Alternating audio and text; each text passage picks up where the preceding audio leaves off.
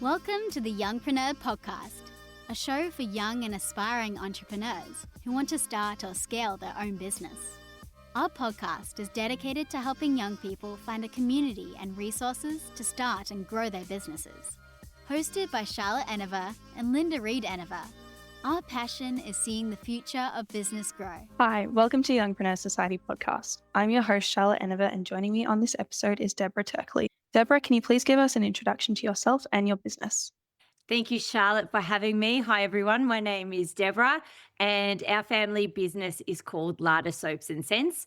And we're a family business that makes natural skincare for your body, your hair, as well as your home.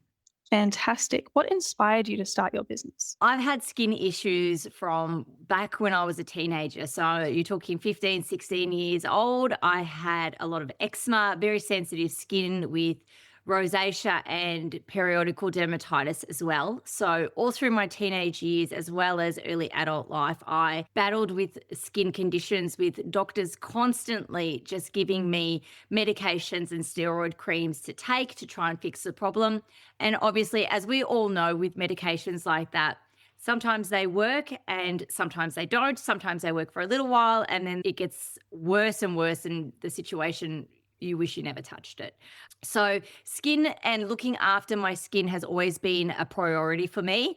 And then after I met my husband, we met in 2009, his mum, so my mother-in-law, taught me the art of soap making, and that instantly changed the quality of my skin. Using natural ingredients is always better for you than what you find in the supermarket. And I noticed a change pretty much straight away. We were making soaps, we were making creams, and that's something that we continued on in our life after we got married. And then after we had our first son, I was just like, no chemicals are going to touch my little baby's skin. So we really got into the low tox, chemical free lifestyle. And then after having our second son in 2017, it was a bit challenging for me to go back to work. At the time, my husband was working shift work with two little ones. It was very challenging. So I gave a couple of bars of soap to one of my friends in mother's group whose children both had very bad eczema. And I said, try this. You never know, it might help, because they were just going through the steroid creams and the QV wash like there's no tomorrow. And after about a week, she came back to me and said, Deb, my gosh, this is amazing. I need to buy more off you. And I thought, well, hey, if I can help you, imagine how many other people I can help. And that's where the idea of Lada Soaps and Scents was born, just purely out of the desire to help other people with natural products and just seeing the impact that a little soap bar could have on two little ones. And we wondered how many more people we could help. And so that's how our business was started. Yeah, that is such a wonderful inspiration. I love that it came from helping people as well. And that's what it's always about. Every single one of our products is about helping. It's about making the switch from all of those chemical-filled products that you find in the supermarket to a more natural option that is going to be better not only for your skin, but also for your home as well. Yeah, definitely. How do you maintain a work-life balance? Juggle act. It really is. Having two young kids means that we want to be present for them, as well as being able to attend their school functions, sports carnivals and stuff like that.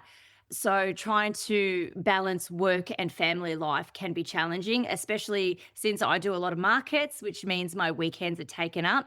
Sometimes the family comes along, sometimes my boys come, they help me set up and pack up, but it's really just a day-to-day way of living. You have to make it work. When your kids are home, your priority is your kids, and then while they're at school during the day that's my work time. So it really is trying to find the balance. There is no secret to it. It's just day by day, you kind of just prioritize what are the main tasks that you need to do for the day. And then once the kids have finished school, then your work day is kind of over. So it's a lot of planning. It can be quite stressful when we're busy to try and get everything done, because nothing leaves our door unless it's, the top quality.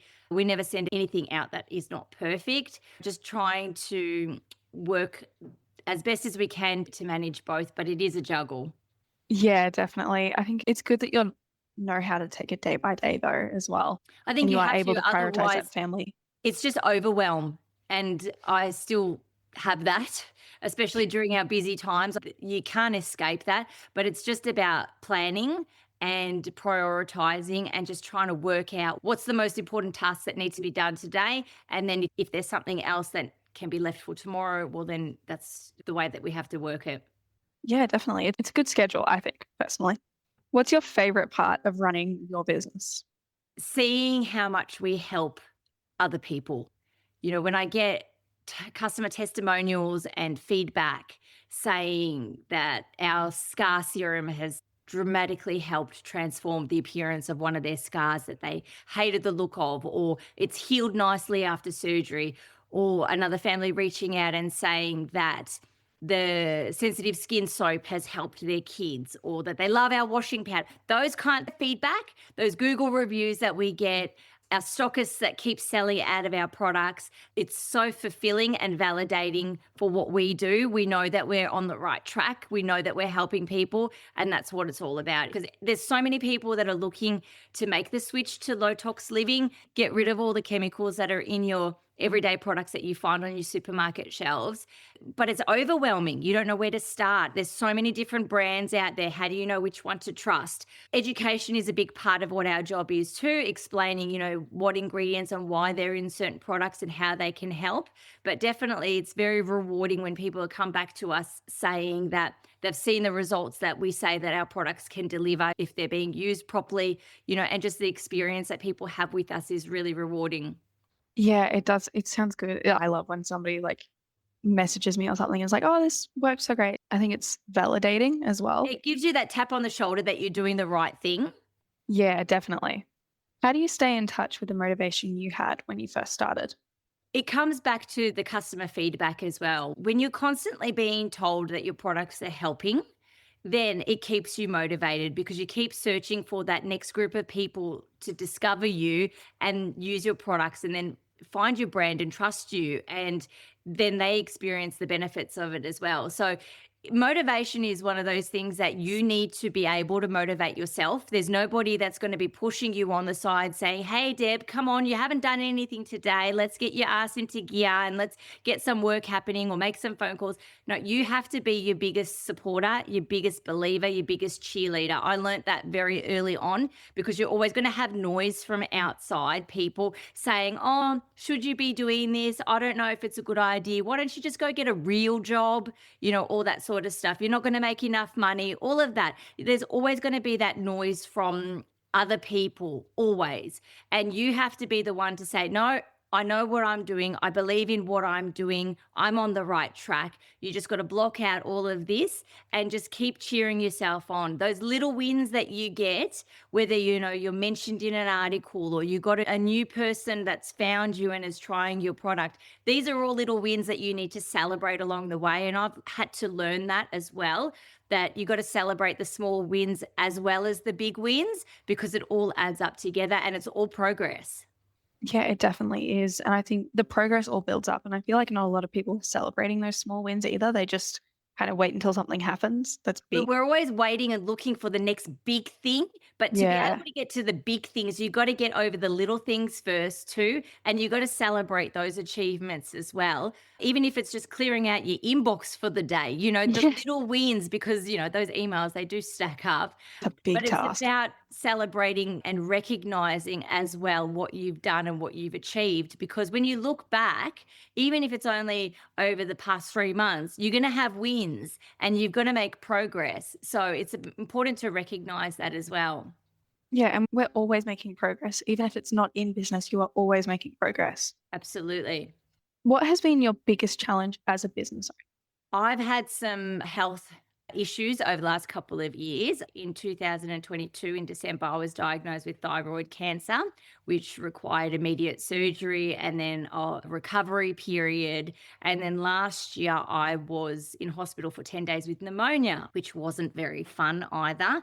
So the challenges for me have been just those setbacks. And because I work with my husband as well, so we're a husband and wife team, I didn't have the stress to worry about the business had to stop, because before the thyroid cancer surgery, we had like warning, so we knew that it was upcoming. So we had an abundance of stock made. So there was no stress about making product, because obviously for my recovery period, I wasn't able to lift anything heavy and, had to do a lot of resting. So really being prepared. But last year having pneumonia was completely unexpected. That came out of the blue. But knowing that we've got procedures in place and the way that we work as a team, everything could still continue and run smoothly. Obviously, I had a lot of markets I had to cancel in the lead up to Christmas, which was not great. Life is always going to throw you challenges. Business is always going to throw you challenges. It's how you deal with those challenges, how you overcome them, and what you learn from them as well, so that we put other procedures in place so that if something were to happen where we had to take a time off or step back for whatever reason, that the business could still run smoothly and that we didn't have to worry about anything like that. But that all comes with time. It comes with experience. It's something that you learn along the way. There's no way that you can prepare and know how to handle certain situations before they arise. So you really just need to take it, again, one day at a time. And then when things come up like that, then you know how to deal with it. And even if you don't deal with it right, you learn from it so that next time when a challenge comes up, you handle it in a different way. Yeah, definitely. And you've got some great problem solving, because those are big challenges to overcome, and you've obviously done it very, very well. But that's life, isn't it? You never know what's Yeah. around the corner, do you? No, never. What is the biggest lesson you've learned in your journey as a business owner? Biggest lesson learnt. Believe in yourself, trust yourself, back yourself. And if you've got that and you can do that, then you've got a successful business. You have to be able to motivate yourself. You have to find inspiration and always be willing to learn and work on yourself as well, whether that's just personal development or whether that's with a business mentor or a business coach, or join networking groups to learn from other people. Starting a business is not easy. It's challenging in so many different ways, but it's been the biggest and best learning experience that I've had. I've learned so much about myself, and now working together with my husband, we're able to grow this business together, and we're able to experience everything together and have our kids involved in it as well. It's been an amazing experience, and therefore then seeing the people that we've been able to help and getting all the feedback that we've received, it's an incredibly rewarding job to have. And you're also working on your terms. So if the boys have something at school that I want to go to, well, then I can go to it. I don't have to be calling my boss and saying, oh, I'm going to be late this morning because I want to go and see my kid run in his cross country or something like that. You work on your terms, but then you have the stress and the pressure of, well, if you don't work and you don't make sales and you don't make an income. So it is a tough thing to have your own business, but it's been incredibly rewarding as well. Yeah, 100%. And I like the way that you phrased it. It's always a learning experience, because I think it definitely is. I haven't been doing this for very long, and it's still every day something new comes up. And you're learning from the people that you meet and the different conversations that you have. And you have to be open to that. You have to be open to learning from other people, because you can't know everything. And what works for one person, it may not work for you, but you may take inspiration from that person or an experience and put that into practice in your own way. Yeah, definitely. How do you stay competitive in the market as well as delivering high quality products? It's easy. We have a good product. So as long as you keep producing the best quality product and give your customers or your stockists a great experience, then they're going to come back to you. It's very easy for customers to switch brands. If they have a bad experience with one brand, there's a million other people out there that make soap and cleaning products as well, and skincare. So it's all customer experience. Customer satisfaction is a big part of your business being successful. And you might have the most expensive product out there, but if you've got that relationship with your customers, they will keep coming back. But you always need to make sure that you are delivering both high quality product It does what it says it's going to do, along with the experience that the customer wants to receive, whether from you personally or just from the product itself. That's what's going to keep customers coming back. Because I always say this to people, I might have the best product out there on the market, but if someone comes and they meet me and they don't like me, doesn't matter how good my product is, they're not going to come and buy from me again. They're going to go elsewhere and look for somebody else where they're going to have a better experience.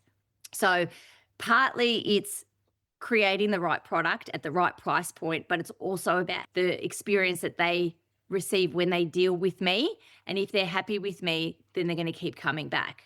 Do you have a favorite way to maintain your customer experience? Genuinely be interested in them. Like when somebody comes up to you, whether it be at a market or whether they come and pick up from us at home, genuinely being interested in their story and wanting to look after their needs is very important. Knowing them by name or at least remembering them is very important because, like I said, if they don't like me, they're not going to buy from me. It doesn't matter how good my product is. So genuinely caring and creating that relationship where your customers kind of turn into your friends. You know them by name, you know their kids, you know a little bit about them, whether, their cat was sick or whatever, and you keep that sort of relationship growing. That's really important as well, because you don't have a Maya or a David Jones where customers are coming in and out. And, these are people that you're dealing with on a regular basis. They're return customers. They keep coming back to you. So by making a genuine connection with them is going to help to build that relationship. Yeah, definitely. That is some great advice. Did we have anything add on or anything entirely different that we wanted to discuss? If you're looking at starting a business, just believe in yourself. Just trust it. And what have you got to lose? Yeah. Everything is a learning curve. And if it doesn't work out, then it doesn't work out. It's not the end of the world. And work out why it didn't work out, or it might be successful. Start small and grow slowly and, take it as it comes, learning all the time, just trying to always develop your skills and just back yourself and believe in yourself, and you can do it. Perfect. That is amazing. I think a lot of people need to hear that. It's a good reminder. It's scary starting a business, not knowing what the future holds, not knowing if people are going to like your product or your service. It can be scary being judged by other people and with all the outside noise from people who maybe don't agree with what you're doing or don't support you. Then, it's easy to just say, oh, well, then, yeah, I'm not going to do this. I'm just going to go and get a job or whatever, go to TAFE. But you're not going to know unless you give it a try. Yeah, 100%. I would like to thank Deborah Terkely for joining me on this episode of the podcast. I'm sure our listeners have taken away many lessons and insights from you. I also want to thank our listeners for listening to this episode and supporting the podcast. You can find out more about Deborah and her business at lardersoapsandscents.com.au. Amazing. Thank you for listening to the Youngpreneurs Podcast. Like this episode? Remember to subscribe and leave us a review. And join us in the Youngpreneur Society, a community for young entrepreneurs to explore the world of business. Youngpreneursociety.com